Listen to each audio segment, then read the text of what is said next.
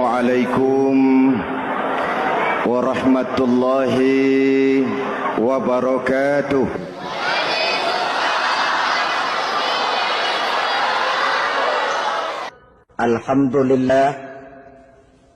Alhamdulillahilladzi ja'ala Ramadhana syahra siyama lil mu'minin.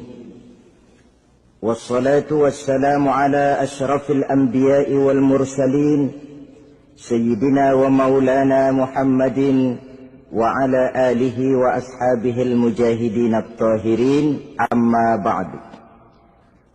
Ma'asyiral muslimin rahimakumullah. Dari jumlah 12 bulan yang ada dalam agama kita, yang dihitung sejak Muharram sampai dengan bulan Zulqa'dah, maka Ramadan mendapat gelar Sayyidus Syuhur.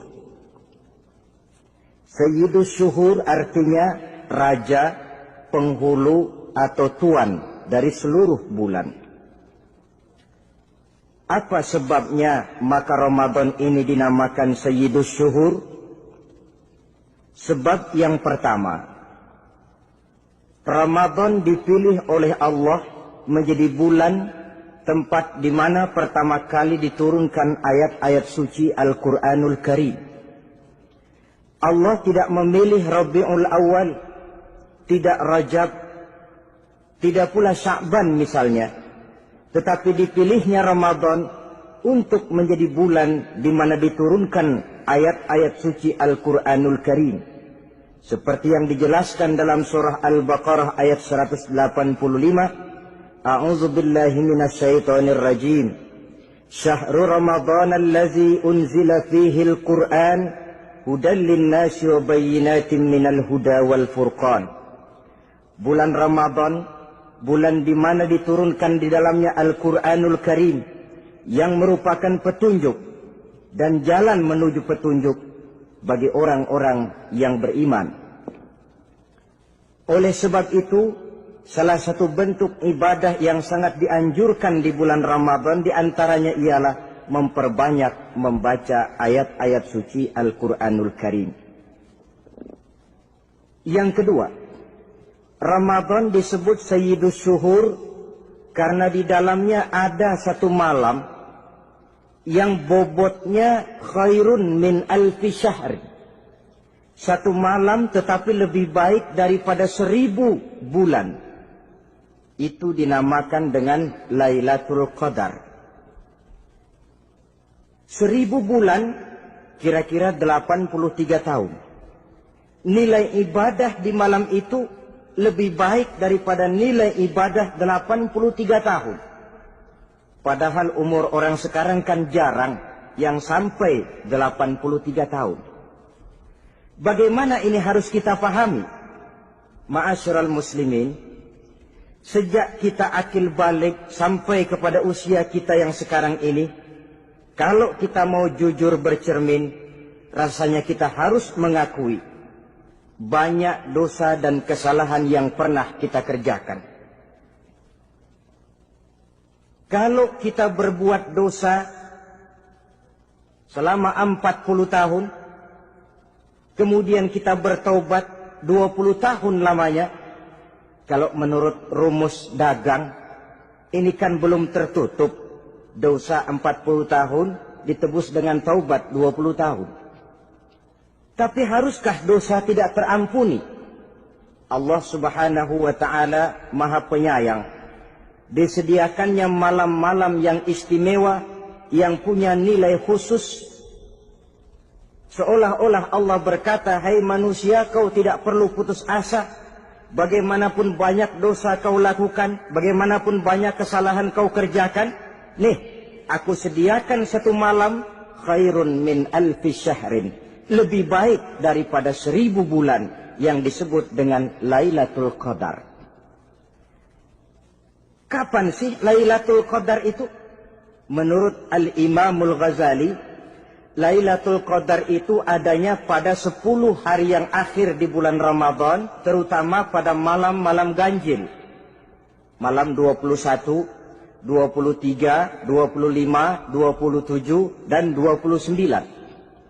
Tapi orang yang ingin menemukan Lailatul Qadar, dia harus sudah berjaga sejak awal Ramadan. Jadi nggak boleh pakai ilmu ngincer. Tahu ilmu ngincer? Tanggal 20 Ramadan nggak terawih, 21 terawih, 22 perek lagi, 23 masuk lagi, 24 nggak ke masjid. Temennya tanya, kenapa nggak ke masjid? Ini kan bukan malam ganjil, nggak turun Lailatul Qadar. Saya kira yang kayak begini dapatnya bukan Lailatul Qadar, boleh jadi Lailatul Qadar. Orang yang ingin menemukan Lailatul Qadar itu, dia harus berjaga-jaga sejak awal Ramadan. Inilah di antara tugas kita, memanfaatkan waktu-waktu yang punya nilai istimewa. Itu ada dalam agama. Dalam setiap minggu ada hari istimewa. Dalam setiap hari ada jam-jam istimewa. Dalam setiap tahun ada bulan istimewa. Coba, dalam setiap minggu ada hari istimewa, hari Jumat. Dalam setiap hari ada jam-jam istimewa, sepertiga malam yang terakhir.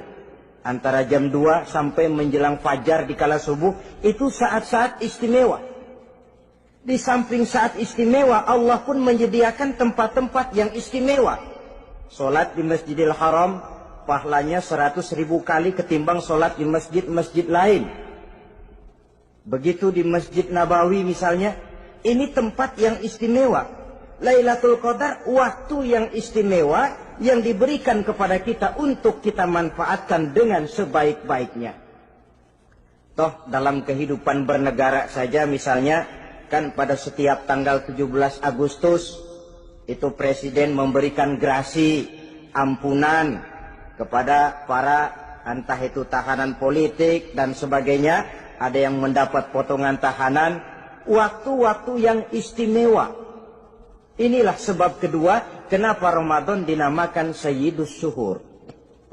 Sebab yang ketiga, Ramadan disebut Sayyidus Syuhur karena di dalamnya nilai kebajikan berlipat ganda adanya.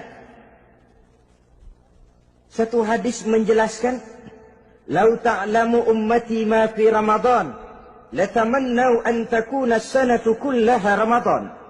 Andai kata umatku tahu keistimewaan apa yang ada di dalam bulan suci Ramadan, niscaya mereka ingin agar sepanjang tahun isinya Ramadan saja. Apa sebabnya? Li'annal hasanata fihi mujtami'atun. Di dalam bulan Ramadan itu berkumpul segala macam kebajikan. Wa ta'atu maqbulatun. Segala perbuatan taat diterima oleh Allah. Wa da'awati mustajabatun. Segala macam doa dan permohonan dikabulkan oleh Allah. Wa dzunuba maghfuratun. Dan segala macam dosa diampuni oleh Allah Subhanahu wa ta'ala. Berlipat gandanya nilai kebajikan yang kita kerjakan di bulan suci Ramadan. Itu sebabnya seorang muslim dalam menyambut bulan suci Ramadan penuh dengan sikap kegembiraan. Kata baginda Nabi, "Man fariha bidukhuli Ramadan, haramallahu jasadahu 'alan niran." Siapa orang yang gembira dengan datangnya bulan suci Ramadan, Allah haramkan badannya dari api neraka. Gembira menyambut Ramadan artinya bagaimana? Apa Ramadan datang terus bakar petasan? Bukan. Pukul beduk? Bukan. Apa gunanya pukul beduk kalau nggak puasa? Apa gunanya bakar mercon kalau tidak melaksanakan ibadah di bulan suci Ramadan? Gembira menyambut datangnya Ramadan dalam arti mempersiapkan diri untuk melaksanakan ibadah dengan sebaik-baiknya di bulan suci Ramadan ini. Ma'asyiral muslimin rahimakumullah. Yang terakhir, kenapa Ramadan disebut Sayyidus Syuhur? Karena di dalam bulan suci Ramadan ada perintah melaksanakan ibadah puasa. Apa istimewanya ibadah puasa? Pertama, yang dipanggil untuk melaksanakan puasa itu iman. Ini panggilan istimewa. Allah menyatakan, Ya ayyuhalladzina amanu kutiba alaikumusiyam. Hai orang-orang yang beriman, diwajibkan atas kamu berpuasa. Iman yang dipanggil untuk melaksanakan ibadah puasa. Contoh, satu hari di depan rumah kita lewat tukang pepaya, tukang duku, tukang duren. Kita panggil satu tukang pepaya. Bang, pepaya, berhenti dulu sebentar. Kira-kira yang merasa tukang pepaya berhenti enggak? Berhenti. Ini tukang duku sama tukang duren berhenti enggak? Tidak. Tentu tidak berhenti karena tidak dipanggil. Ini Ramadan yang dipanggil orang-orang beriman. Hai orang-orang yang beriman, berhenti dulu sebentar. Berhenti apa? Berhenti makan di waktu siang, berhenti minum di waktu siang. Yang merasa beriman, berhenti. Yang tidak beriman, langsung. Biar Ramadan, siang-siang, makan jalan terus, ngerokok, ngelepus terus. Kenapa? Tidak beriman, tidak merasa terpanggil oleh ayat tadi. Sekarang tukang pepaya lewat di depan rumah. Kita panggil, bang pepaya berhenti dulu. Dia dengar tapi nggak mau berhenti. Apa kita bilang? Kang pepaya budak. Dipanggil nggak mau berhenti. Ini ada orang ngaku beriman kepada Allah. Ramadan dipanggil disuruh berhenti makan siang. Nggak berhenti juga. Mukmin budak. Disuruh berhenti minum di waktu siang. Nggak berhenti juga. Mukmin budak. Ini istimewanya puasa. Panggilan difokuskan kepada iman. Hai orang-orang yang beriman. Allah tidak bilang hai orang-orang yang sudah masuk Islam. Tidak. Ya ayyuhallazina aslamu. Tidak. Ya ayyuhallazina amanu yang dipanggil. Hai orang-orang yang beriman. Nilai nurani yang paling dalam. Itu yang dipanggil melaksanakan ibadah puasa. Lalu orang beriman yang bagaimana yang wajib puasa?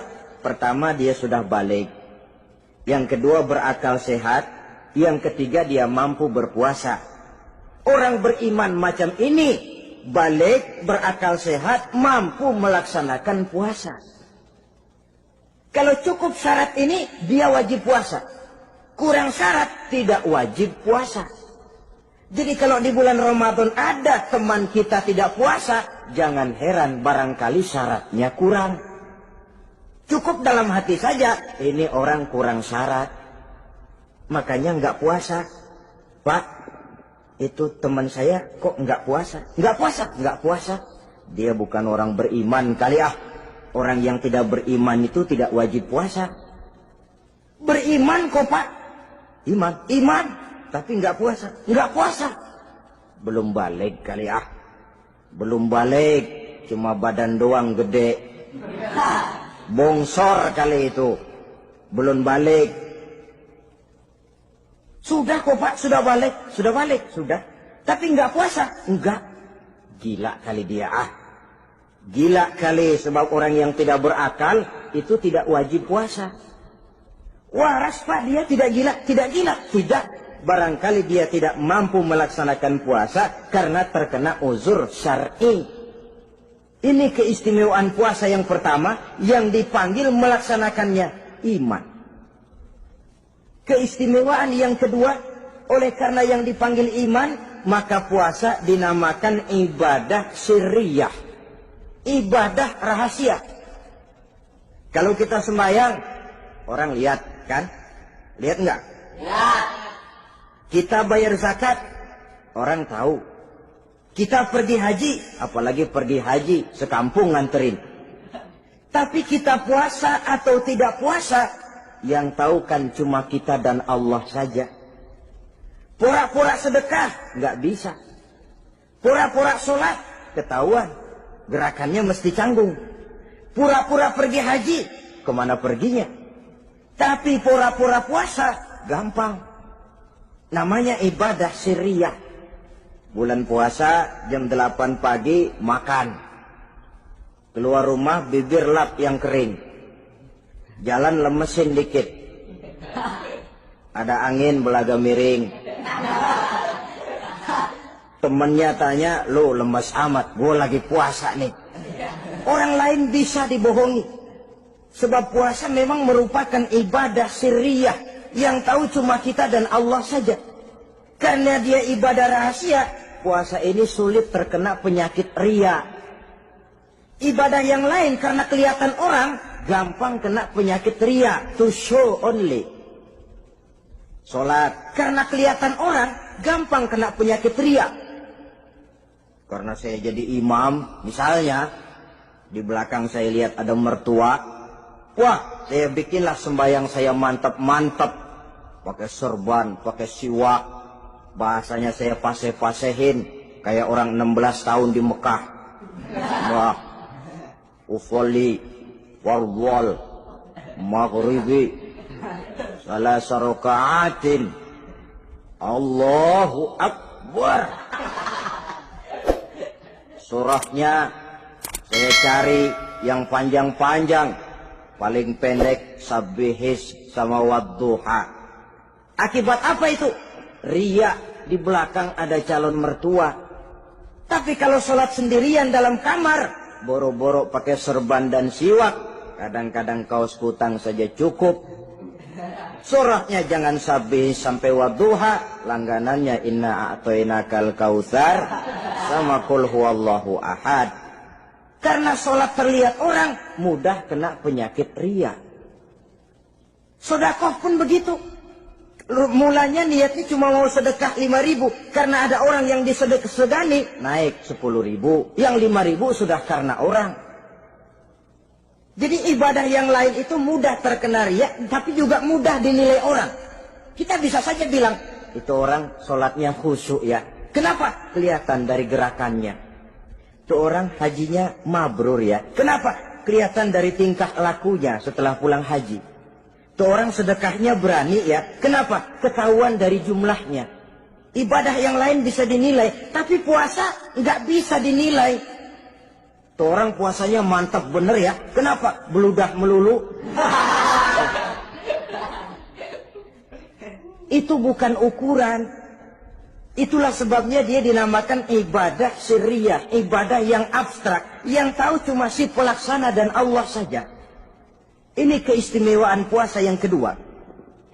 Yang ketiga, saudara-saudara, kalau ibadah-ibadah yang lain, ganjaran pahalanya itu dijelaskan oleh Allah. Sedekah kalau ikhlas pahalanya begini. Haji kalau mabrur pahalanya ini. Sembahyang berjamaah pahalanya ini. Untuk puasa tidak. Puasa Allah cuma bilang as-siyamu li wa ana ajzi bihi. Puasa adalah untukku, aku yang akan membalasnya. Berapa besar balasannya tidak dijelaskan oleh Allah. Apa artinya ini? Kalau saudara kerja, mandor bilang, sampean kerja sama saya, gaji satu hari 5.000. Ketahuan kan, sehari 5.000. Kita bisa kong kalingkong, ada mandor rajin, nggak ada mandor kendor.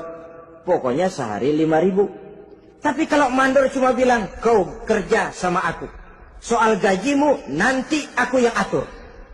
Tidak dijelaskan berapanya, nanti aku yang atur. Ini kan mestinya kita kerja hati-hati. Sebab apa? Mungkin gaji kita lebih besar dari jumlah 5.000 kalau kerjaan memuaskan. Mungkin tidak digaji sama sekali kalau kerjaan berantakan. Tidak dijelaskannya pahala puasa menjadi sugesti bagi kita untuk melaksanakan ibadah ini dengan sebaik-baiknya. Mungkin gaji sangat besar, mungkin tidak digaji sama sekali.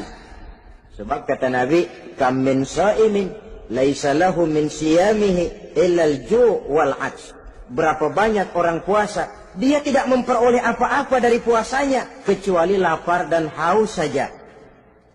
Puasa sah, kewajiban gugur, nilai 0. Tidak dapat apa-apa kecuali lapar dan haus. Jadi inilah keistimewaan daripada ibadah puasa. Saudara hadirin yang saya hormati, kemudian apa sih perlunya kita melaksanakan ibadah puasa ini? namanya syahwat. Kalau itu kita kendalikan, maka langkah hidup ini akan menjadi lurus karenanya. Benar kalau Nabi menyatakan, "Iza ja'a Ramadan, futihat abwabus sama, wa ghulliqat abwabun nar, wa sufsidatis sayatin." Apabila datang bulan suci Ramadan, dibuka pintu langit, dibuka pintu surga, ditutup pintu neraka, dan diikat setan-setan itu. Siapa yang ikat setan? Puasa kita. Dengan puasa kita mengendalikan nafsu. Kalau nafsu kita kendalikan, setan nggak berkutik. Jadi yang mengendalikan nafsu itu nilai puasa. Nafsu terkendali, setan terikat. Kalau puasa, kalau nggak puasa, setannya ngebludak. Jadi jangan digambarkan, wah kalau bulan puasa setan dirantai. Rantainya kayak apa? Yang rantai siapa? Arti setan diikat di sini ialah nafsu dikendalikan. Dengan apa? Mengatur makan dan minum. Puasa kan sebenarnya logikanya mengatur perpindahan waktu makan dan minum saja. Apabila perut besar ini teratur demikian rupa, syahwat tidak menggelegak, dia terkendali. Dengan hidup pandai mengendalikan nafsu, iblis tidak berdaya dan tidak berkutik. Ma'asyiral muslimin rahimakumullah, Nabi bersabda, "La yu'minu ahadukum hatta takuna hawahu taba'an lima ji'tu bih." Belum sempurna iman kamu kalau nafsumu belum ikut apa yang aku bawa. Yang dibawa Nabi tidak lain daripada syariat, termasuk di dalamnya pelaksanaan ibadah puasa.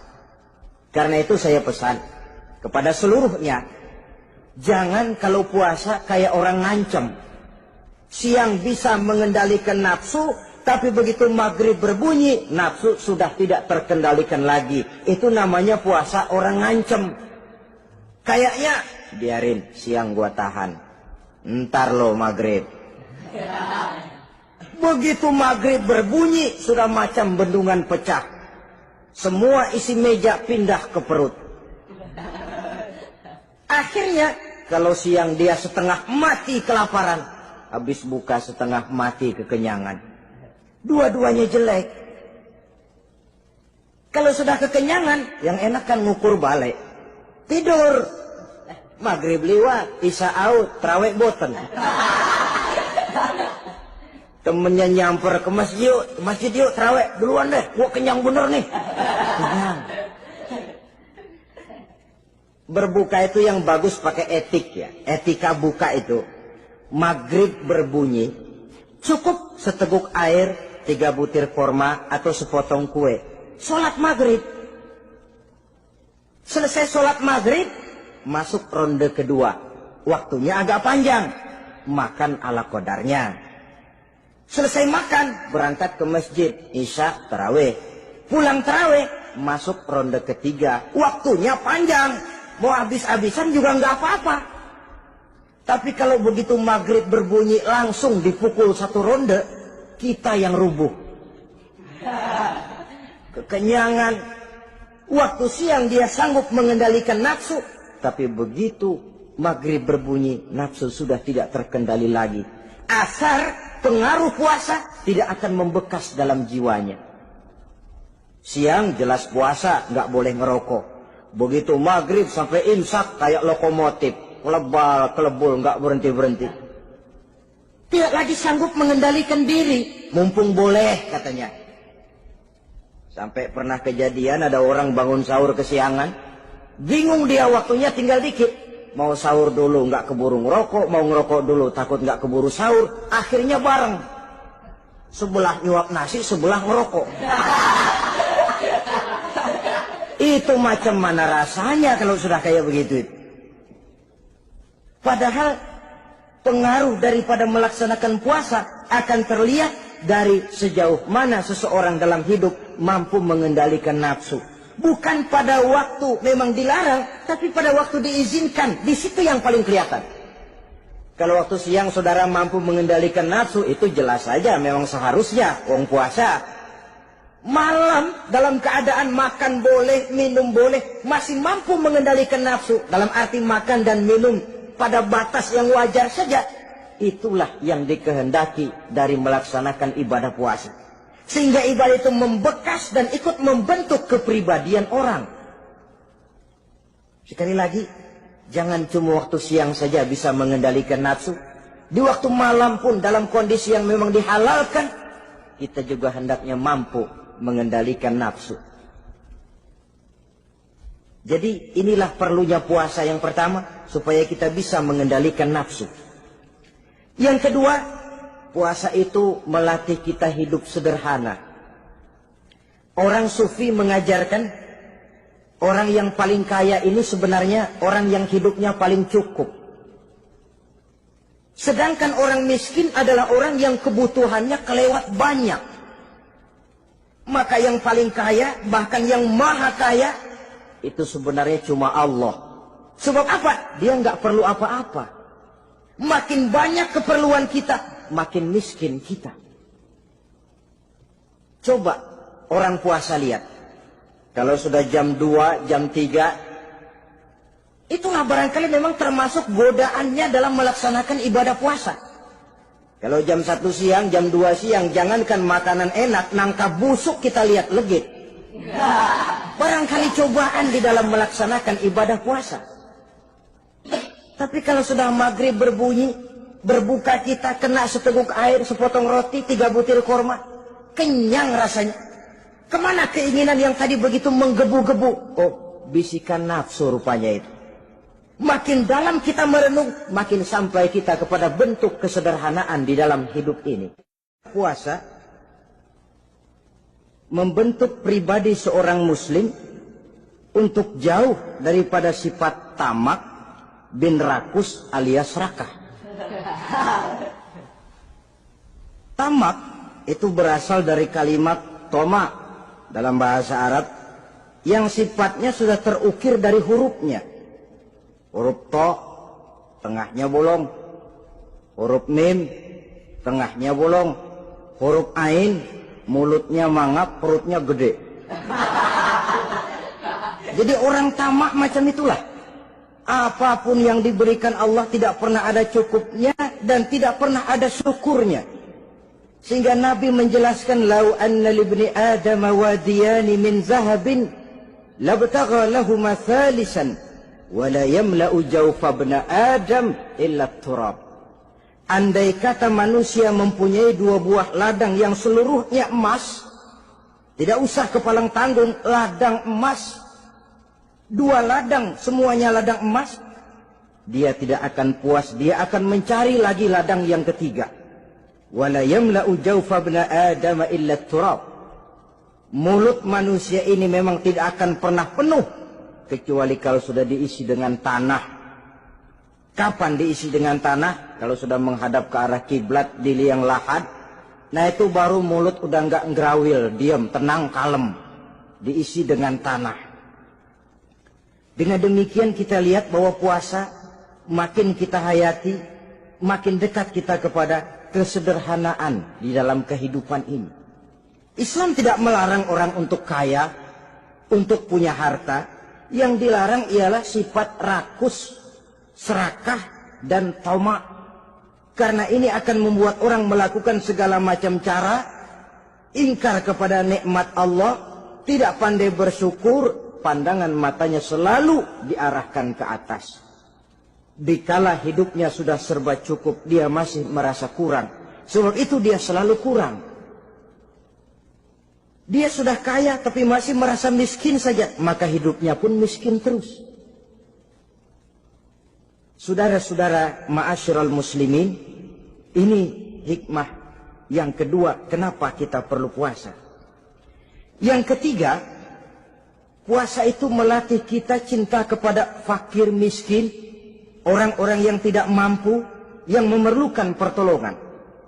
Bagaimana caranya? Dunia pendidikan berkata bahwa pendidikan akan lebih berhasil kalau bersifat audiovisual. Mengajar anak berenang, bawa ke kolam. Mengajar anak naik sepeda, berikan sepedanya. Mengajar orang cinta fakir miskin, rasakan apa yang dirasakan oleh fakir miskin. Apa itu? Lapar, haus. Kan nggak bisa ngajarin anak berenang teori saja. Ke kolam nggak pernah. Teori hafal luar kepala. Gaya dada begini, gaya 200 meter begini, gaya kupu-kupu begini, gaya bebas begini.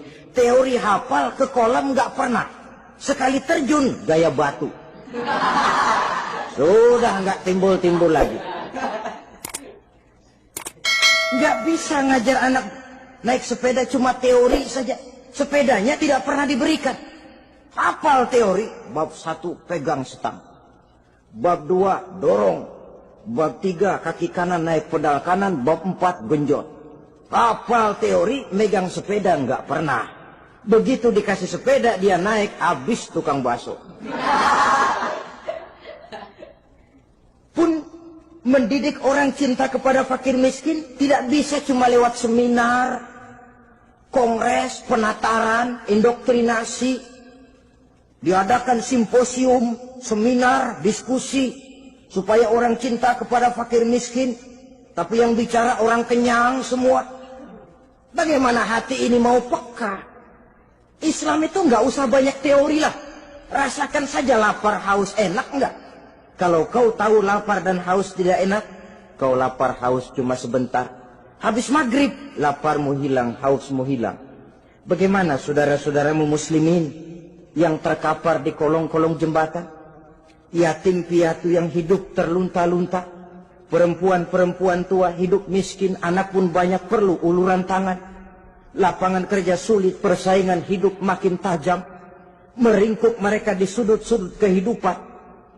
Beratap langit, beralas bumi, tanpa tahu kapan hidup dan nasibnya akan berubah. Di situ pekaklah hati untuk hidup tidak cuma buat kepentingan diri dan perut sendiri saja, tapi mampu memberikan pertolongan sesuai dengan kemampuan kepada mereka yang memang memerlukan. Sebuah hadis menyatakan, irhamu ahlal ardi yarhamkum man fis sama. Sayangilah apa yang ada di permukaan bumi, nanti yang di langit akan sayang kepadamu. Si kaya sayang kepada yang miskin lalu menolongnya. Yang alim sayang kepada yang awam lalu membimbingnya. Yang pemimpin sayang kepada rakyat lalu melindunginya. Yang di langit akan sayang kepada kita, akan turun rahmah berlimpah, akan tercipta keberkahan dan ketenangan dalam hidup. Tapi kalau sebaliknya, yang kaya malah nyantap yang miskin, yang pemimpin malah menggilas yang rakyat, yang alim malah membodoh-bodohi orang yang memang sudah bodoh, akan terwujudlah malapetaka. Bukan rahmah yang turun dari langit, tapi azab akan menimpa kita semua. Orang yang menghayati lapar, menghayati haus, akan timbul kepekaan sosial. Hidup tidak cuma untuk diri sendiri saja, tapi mampu melihat lingkungannya. Yang keempat, kita perlu puasa untuk menumbuhkan sifat jujur dan disiplin. Coba lihat, kalau tengah hari bulan puasa, andai kata saudara masuk ke dalam kamar seorang diri, saudara kunci dari luar, lalu saudara makan, tidak seorang pun tahu. Tapi kenapa itu tidak kita lakukan? Ada semacam perasaan malu. Malu kepada Allah. Iya, orang lain tidak tahu. Iya, manusia bisa saya bohongi, tapi Allah.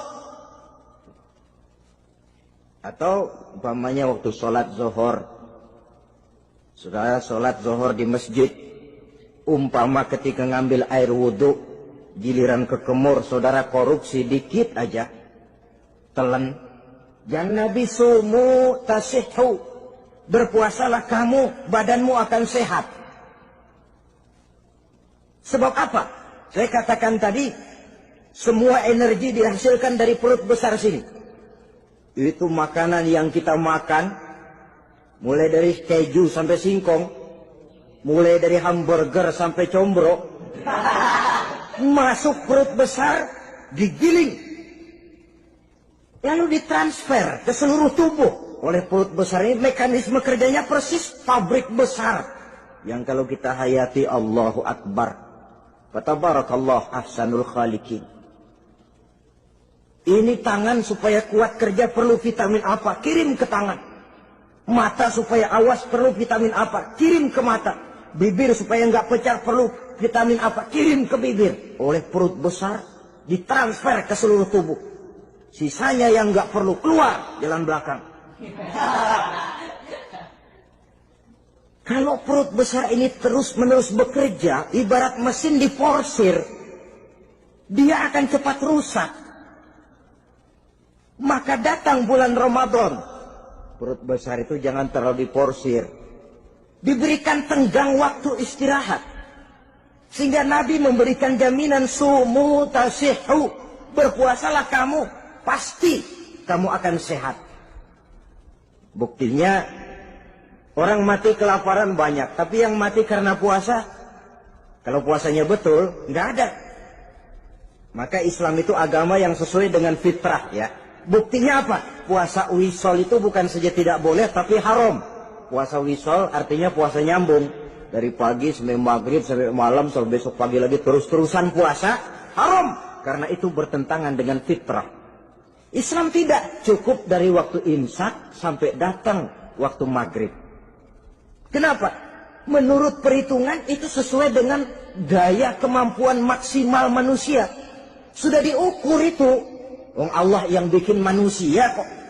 Jadi kalau Allah perintah puasa, itu sudah dalam kemampuan daya tampung dari kapasitas yang dimiliki manusia.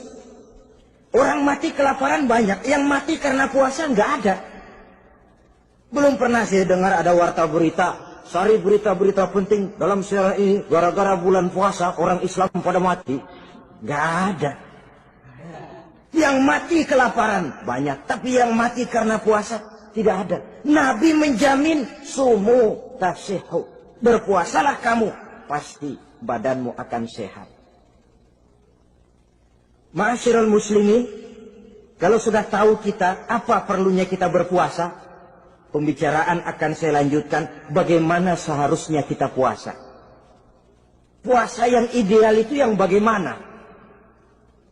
Al-Imamul Ghazali menjelaskan, orang yang puasa itu ada 3 macam. Pertama, saumul awam. Puasanya orang kebanyakan. Orang macam ini merasa sudah puasa asal tidak makan, tidak minum. Puasa sudah. Pokoknya tidak makan, tidak minum, itulah puasa. Ini puasanya orang awam. Matanya tidak pernah puasa, kupingnya tidak puasa, kakinya tidak puasa, tangannya tidak puasa. Ini puasa orang awam, kebanyakan.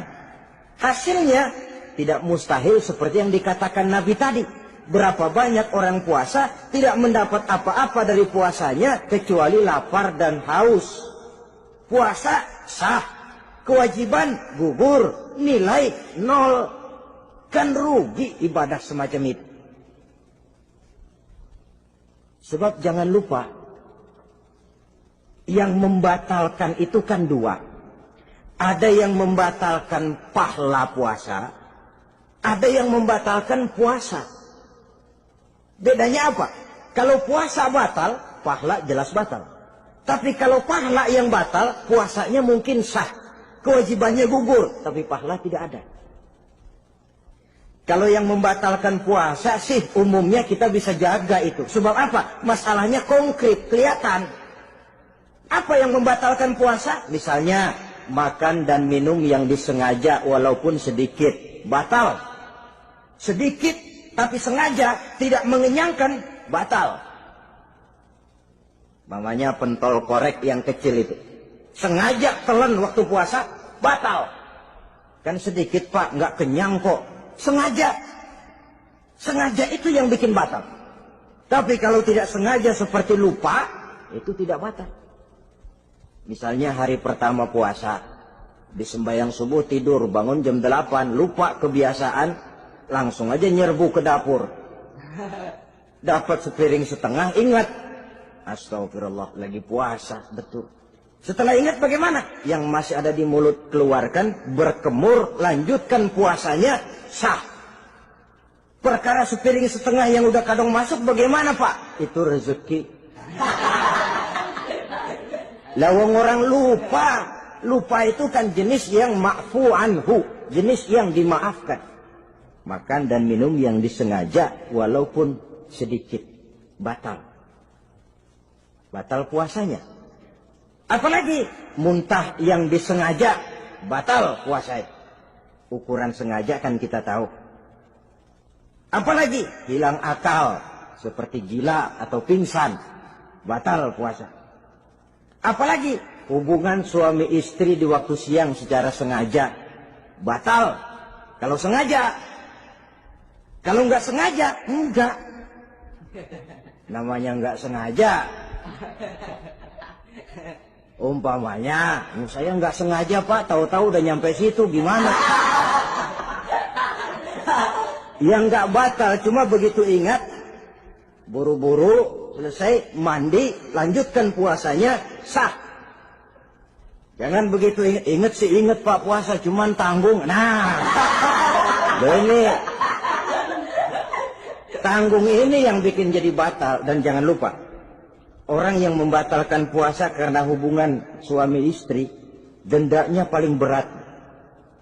Seorang sahabat pernah lapor, halaktu ya Rasulullah. Ya Rasul, celaka saya. Ma'ahlakah, apa yang bikin kamu celaka? Saya lagi puasa Ramadan ya Rasulullah, saya nggak tahan. Lalu, saya nyelonong sama istri saya. Pengantin baru ini rupanya. Nyelonong bagaimana? Dia nyelonong.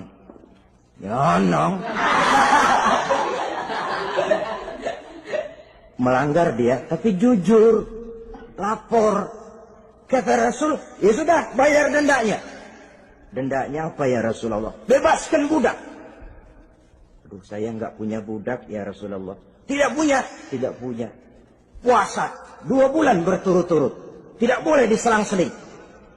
Syahraini mutatabi'aini. 2 bulan berturut-turut. Tidak boleh diselang-seling. Gimana? Sanggup puasa 2 bulan berturut-turut? Enggak kuat ya Rasulullah. Enggak kuat? Enggak kuat. Ramadan yang sebulan aja saya nyelonong.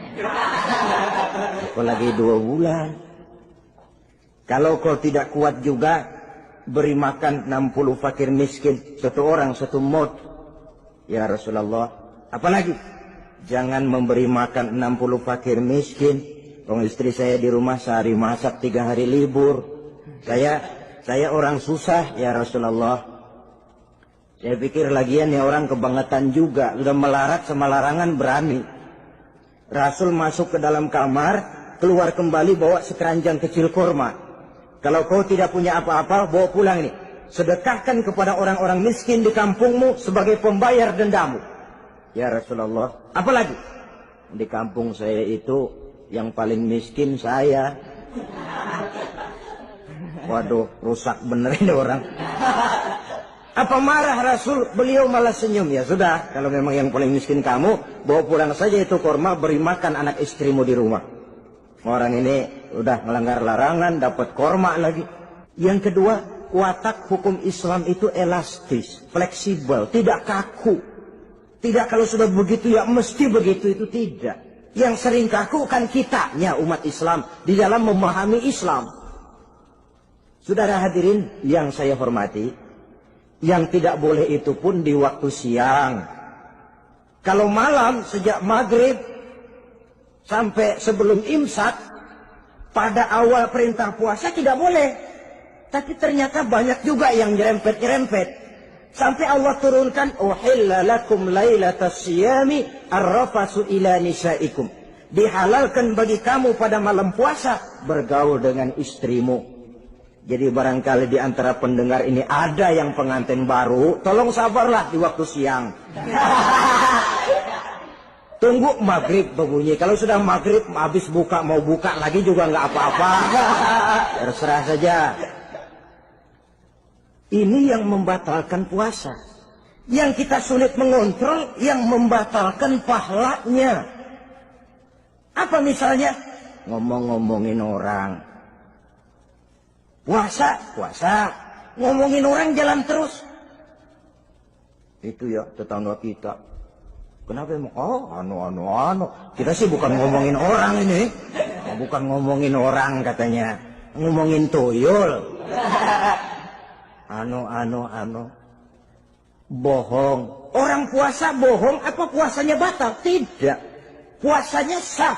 Yang batal mungkin pahalanya. Saudara-saudara ma'asyiral muslimin rahimakumullah. Mata, terutama di kota-kota besar, menjaga mata ini kadang-kadang kita nggak pengen lihat tapi kelihatan.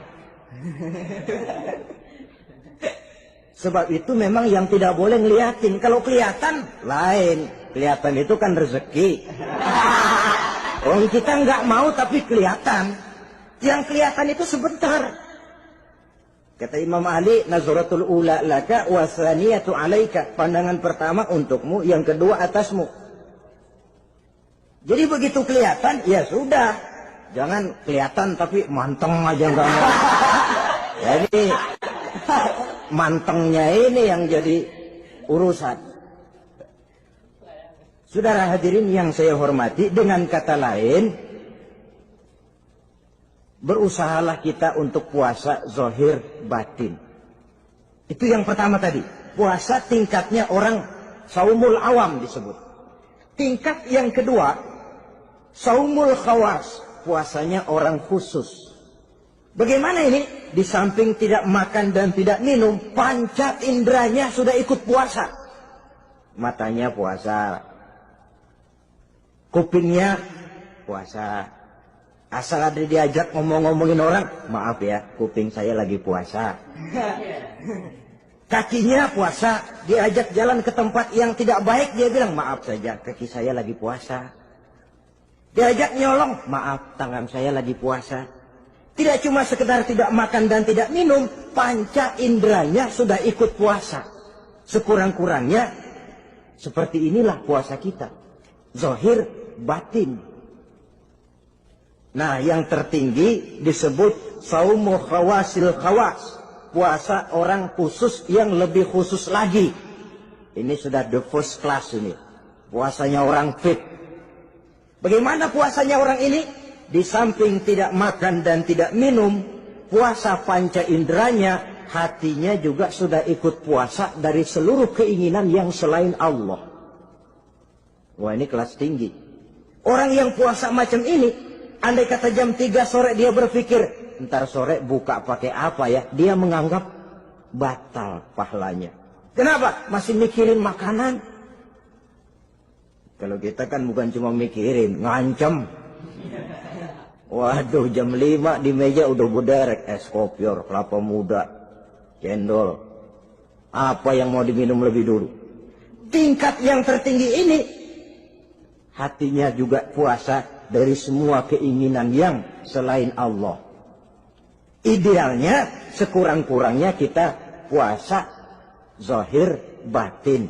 Zahirnya menahan diri dari yang membatalkan puasa, batinnya mencegah diri dari yang membatalkan pahala puasa kita itu. Ma'asyiral muslimin rahimakumullah. Terakhir, Rasulullah sallallahu alaihi wasallam membagi bulan Ramadan itu menjadi 3 bagian. Sepertiga yang pertama, tanggal 1 sampai 10 Ramadan, masa turunnya rahmah. Turunnya kasih sayang Allah. Kalau istilah sepak bola, tanggal 1 sampai 10 Ramadan ini disebut babak semifinal. Babak penyisihan. Sepak bola itu kalau baru tingkat babak penyisihan, pesertanya banyak. Seluruh kesebelasan turun bertanding. Babak penyisihan. Ramadan tanggal 1 sampai 10, babak penyisihan. Putaran pertama. Pasaran puasa rame. Masjid musola full house. Meledak, tidak sanggup menampung jamaah yang tarawih itu. Yang tadarus meriah. Kenapa? Maklum babak penyisihan. Seluruh kesebelasan turun bertanding. Tanggal 1 sampai tanggal 10 Ramadan. Bila itu selesai, selesailah putaran pertama. Masuk putaran kedua, sepertiga yang kedua, tanggal 10 sampai 20 Ramadan, masa maghfirah, masa turunnya ampunan dari Allah. Masuk babak semifinal. Sepak bola itu kalau sudah babak semifinal, itu kan sudah banyak kesebelasan yang masuk kotak. Maka 10 Ramadan ke atas, pasaran puasa mulai menurun. Yang nggak puasa mulai nekat. Yang tadarus sudah mulai sayup-sayup sampai.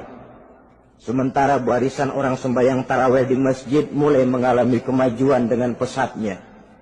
Barisannya makin maju ke depan. Maklum, tidak semua kesebelasan tangguh.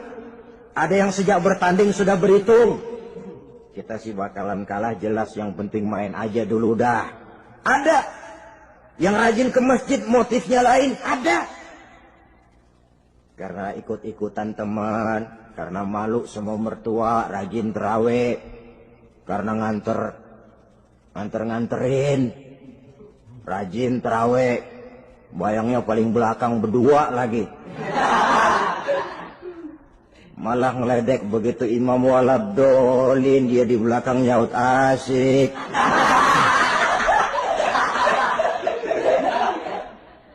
Yang kayak begini ini sudah nggak bakal tahan lama. Akan gugur di babak semifinal. Puncaknya, putaran terakhir, tanggal 20 sampai akhir Ramadan, masa itkun minan nar, masa pembebasan dari api neraka. Masuk babak final. Kalau sudah babak final, ya pesertanya nggak banyak sudah. Ramadan tanggal 20 ke atas babak final. Pesertanya nggak banyak. Sebab apa? 20 Ramadan ke atas pikiran orang sudah bercabang itu. Yang punya kampung sudah siap-siap mau pulang mudik. Lebaran di bawah kampung. Puasa kayak enggak, yang penting pokoknya lebaran. Yang pegawai negeri gajinya kecil, anaknya banyak, palanya ngebet. Yang belum punya sepatu, belum punya baju, macam-macam problem, sehingga konsentrasi ibadah menurun. Padahal Nabi sangat menganjurkan tingkatkan ibadah, la siyama fi asril awakhir, lebih-lebih pada hari 10 yang akhir, tanggal 20 sampai akhir Ramadan. Di situ dianjurkan memperbanyak ibadah, i'tikaf, tarawih, tadarus Quran, bersedekah, amalan-amalan sunnah yang sangat dianjurkan di bulan suci Ramadan ini. Nah, mereka yang keluar sebagai finalis Ramadan, Allah Subhanahu wa ta'ala berkenan memberikan piagam penghargaan. Di atas piagam itu tertulis dengan nyata, ghufira lahu ma taqaddama min zambihi. Pemegang piagam ini dinyatakan keluar sebagai finalis Ramadan. Kepadanya diberikan penghargaan dengan jaminan ampun terhadap seluruh dosa yang pernah dia kerjakan. Sehingga dia keluar Ramadan, masuk 1 Syawal, seperti bayi baru dilahirkan oleh ibunya. Bersih tanpa dosa, karena sudah dibersihkan oleh ibadah Ramadan. Sehingga masuk Syawal, dia rayakan Idul Fitri, dia pantas mengucapkan minal aidin wal faizin. Minal aidin artinya, semoga kita termasuk orang yang kembali. Kembali kemana? Kembali kepada fitrah. Seperti bayi baru dilahirkan oleh ibunya. Tidak punya dosa kepada Allah, karena sudah dibersihkan oleh ibadah Ramadan. Ini orang yang finalis. Puasanya betul, tarawihnya betul, pantas mengucapkan minal aidin. Dan kalau tarawih cuma 2 malam, puasa 3 hari. Lebaran paling rajin, mas minal aidin ya, minal aidin. Nggak tahu diri lu. Minal aidin dari mana? Saudara hadirin, dosa kepada Allah bersih oleh ibadah Ramadan. Tinggal dosa kepada sesama manusia berhalal bihalal di hari raya Idul Fitri.